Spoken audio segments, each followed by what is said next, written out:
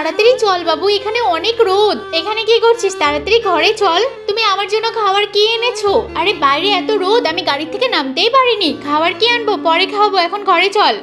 ওরে বাবা, আমি এখন কোথায় পালাবো? আরে কে তুমি? আর এখানে কেন আসছো? আরে দিদি আমাকে বাঁচাও, আমি বিপদে পড়েছি। কি বিপদে পড়েছো আগে বলো। কিছু লোক আমাকে মারতে চাইছে, আমাকে ভিতরে লুকাতে দাও না। ঠিক আছে ঠিক আছে, ভিতরে এসো ভিতরে এসো, আমি লুকিয়ে দিচ্ছি। আরে ভাই, এটা তুমি কি করছো?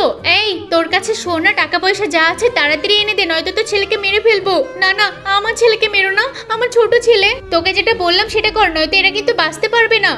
এবার তুই পালিয়ে যাবি কোথায়? আরে পুলিশ, তুমি কি করে জানলে? এর আগে যার থেকে লুট করেছিলি না, সেও একজন পুলিশ অফিসার ছিল।